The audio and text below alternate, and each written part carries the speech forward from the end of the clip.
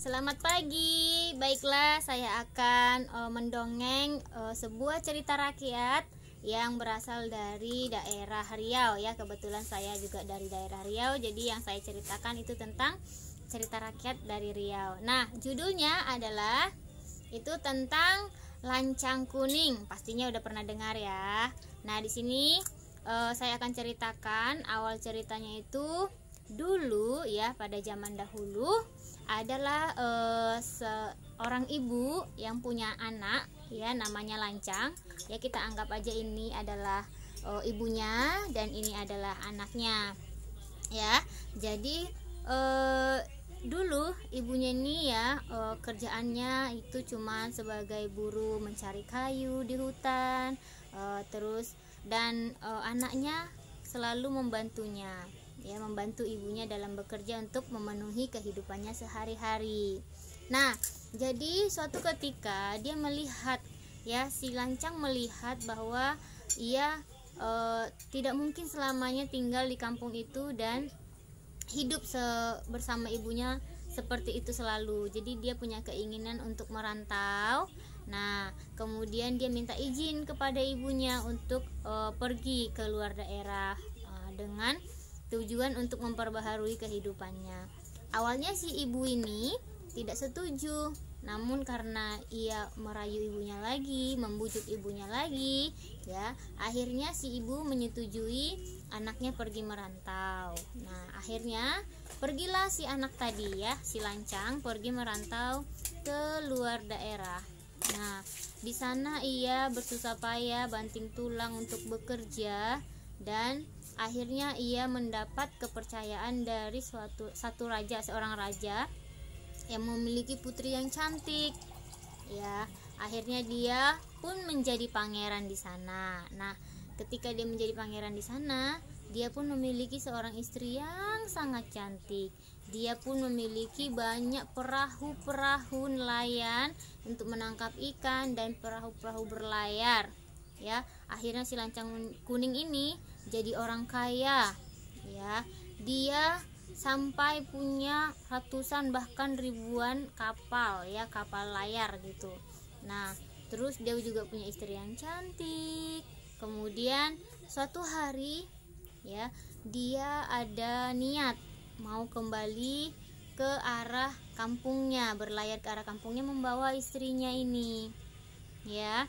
Nah, jadi ketika si Lancang berlayar ke arah kampung halamannya ya, ketika mau ditepikan kapalnya tadi ya, dia miliki kapalnya ini sudah megah sekali ya, dia kan orang kaya ya, anggap saja ini adalah kapalnya ya.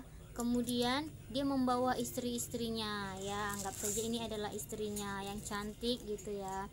Nah, jadi ketika mereka berlayar, sampailah mereka ke tepi kampung halamannya.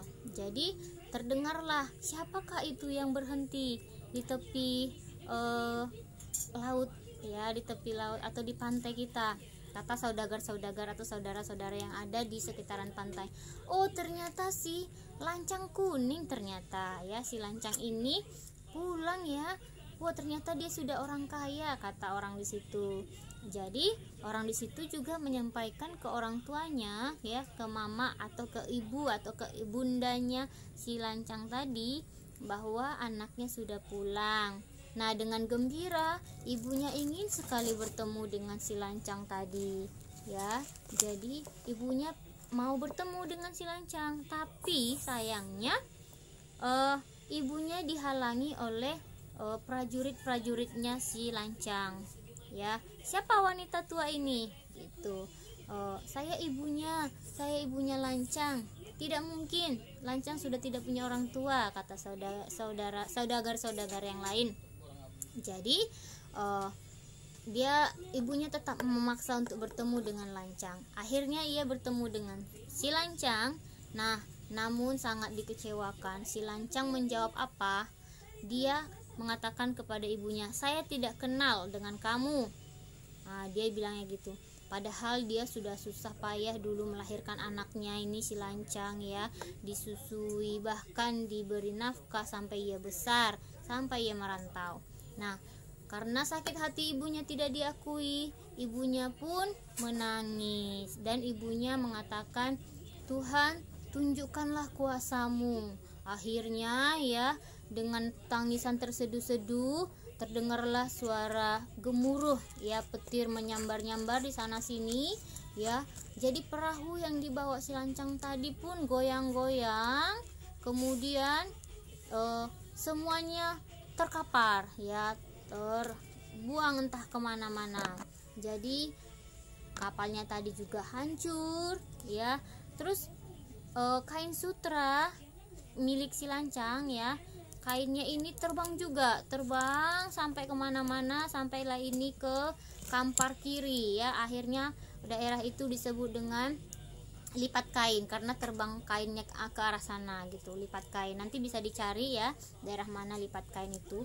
Sampailah terdampar ini kainnya sampai disebut dengan lipat kain.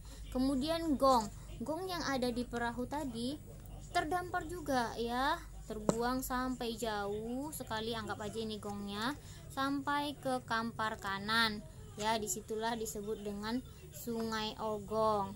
Nah itulah jadi karena si lancang tadi udah durhaka kepada orang tuanya, maka semuanya hancur, termasuk istri kapal, termasuk orang-orang yang ada di kapal itu. Nah itulah cerita sedikit tentang si lancang kuning.